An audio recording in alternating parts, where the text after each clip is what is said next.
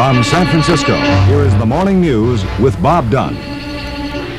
Feminists officially declare war on shirts.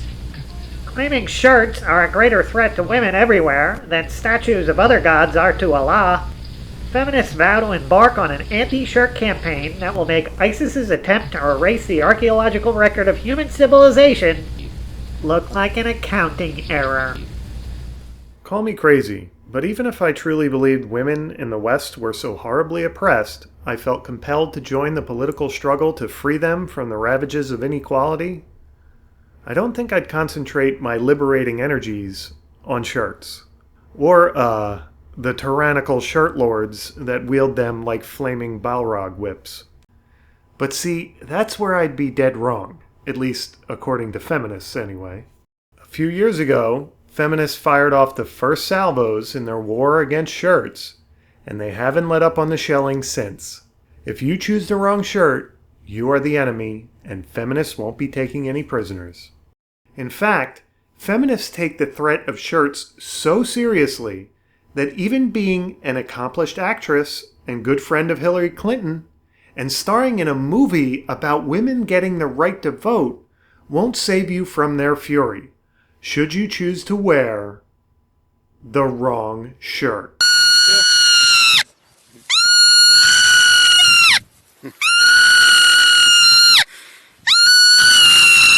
Now, to be fair, this wasn't Meryl Streep's only crime against the Holy Sisterhood. She had the nerve last year to self-identify as a humanist instead of a feminist. So she was without a doubt one inexcusable article of clothing away from complete excommunication. I mean, what's next, Meryl? Breaking it to these special snowflakes without providing a trigger warning beforehand that there's no wage gap or patriarchy? Speaking of which, if you actually believe there's a patriarchy and really want to stick it to its members, you hold their privileged male feet to the fire over a shirt. Even if it turns out that the shirt in question, hypocritically enough, is one of those nasty little garments responsible for actual real-world oppression. See, this shirt has a pro-feminist message on it, and it didn't hurt the feelings of women in the first world. So it therefore doesn't matter what the workers who made it were paid. And there's no need for feminists to engage in relentless keyboard activism and raging Twitter firestorms to censor and eliminate it.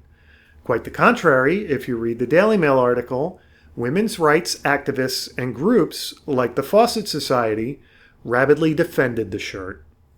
This shirt, however, was made by this scientist's good friend. And even though that means it's impossible for it to have exploited a third world female workforce, you can clearly see it does not have a message feminists might approve of anywhere on it. And it might thusly cause our fragile little flowers to go screaming for a safe space. Okay, I think that's quite enough of that. But maybe by now you're so used to feminist hyperbole that the incredible danger shirts represent just isn't sinking in for you. And maybe you feel you're capable of filtering out all the overacting. Well, allow me to show you the latest hateful attempt to enslave women everywhere that ISIS only wishes it had thought of. The feminists at Cosmopolitan were left dumbfounded that no one at the website selling this shirt realized it, quote, makes a punchline out of rape, unquote, and comes across as, quote, incredibly rapey, unquote, and is acceptable only as, quote, kindling in a fire, unquote. Now I know what you're thinking. What else would the professional journalists at Cosmopolitan make of such a shirt? And I honestly wouldn't care if it were only Cosmopolitan griping about the shirt. But yet again, the keyboard warriors seem to have gotten their way and censored and removed a shirt from the public sphere. Forever 21 has removed the rapey graphic t-shirt from its website and offered the following statement. Forever 21 strives to exemplify the highest ethical standards and takes feedback and product concerns very seriously.